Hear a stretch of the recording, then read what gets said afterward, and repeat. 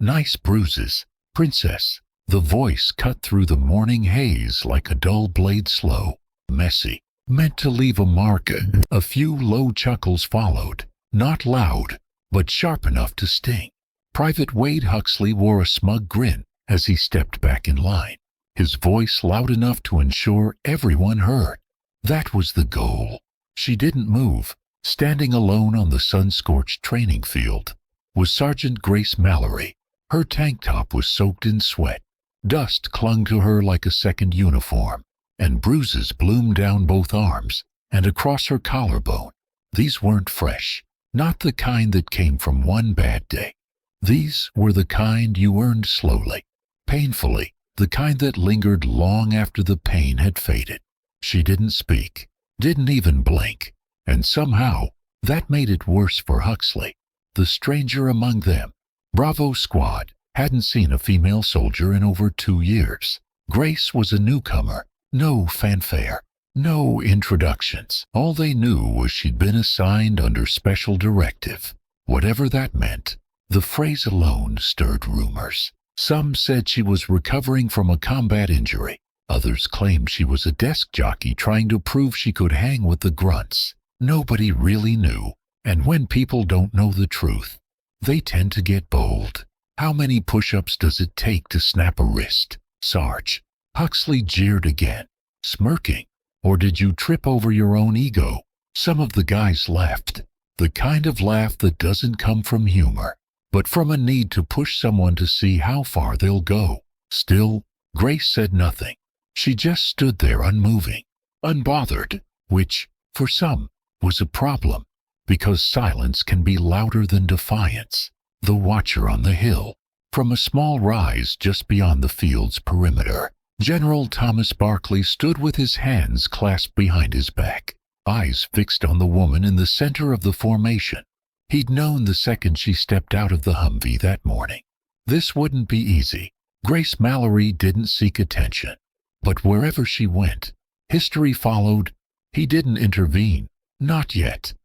He wanted to see if they would figure it out for themselves. They didn't, so he took a breath, and then he said 3 words, words that landed like a thunderclap. Call sign, Widow 27, and everything stopped. The laughter vanished. So did the smug grins. Even the wind seemed to hold its breath. Huxley furrowed his brow. Widow, what? General Barclay began to walk, slow, deliberate, his boots hitting the dirt like a countdown. You just ran your mouth at Widow 27.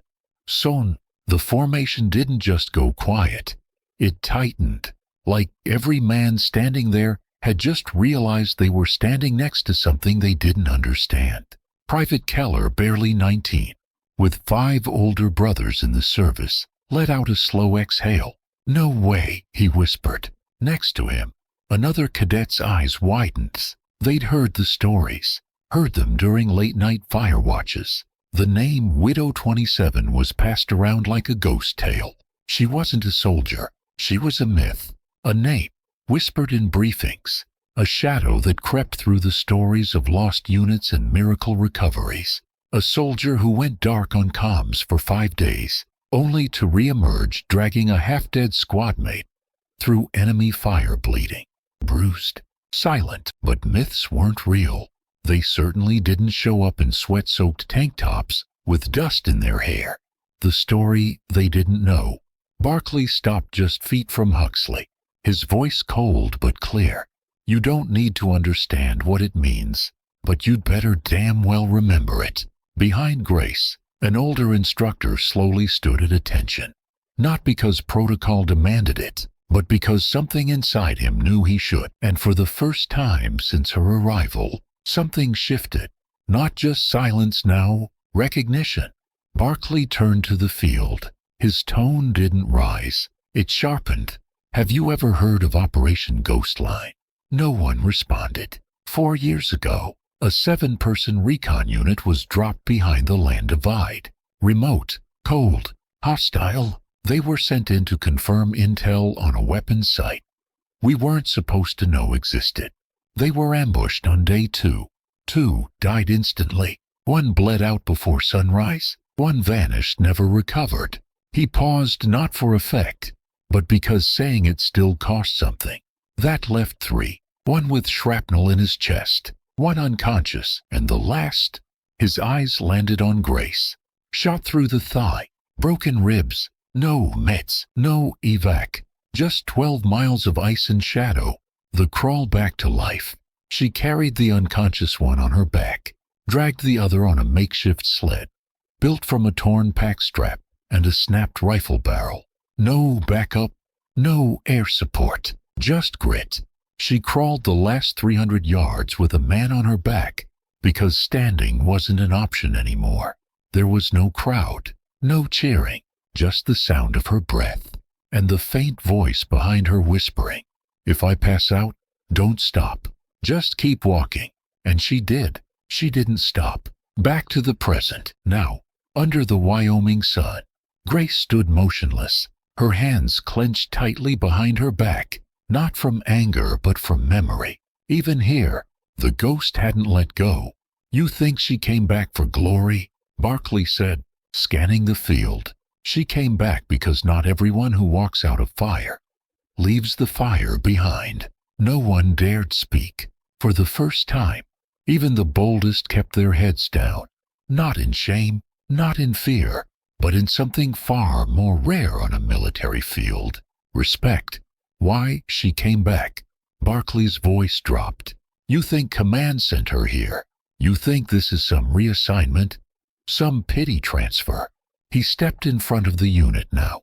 Grace remained where she was, statue still. Sergeant Grace Mallerie had every right to walk away. She could have taken the discharge. She could have gone home with honors, and no one would have blamed her.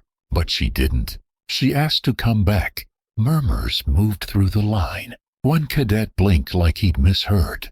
"She asked for the hardest job we've got. Field instructor for pre-deployment cadets. That means you..." And suddenly, the woman they had mocked just hours ago was no longer a stranger.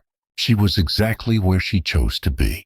To lead, to teach, not with words, but with scars. That night at the mess hall, dinner was quiet. No loud jokes, no tray-slamming bravado.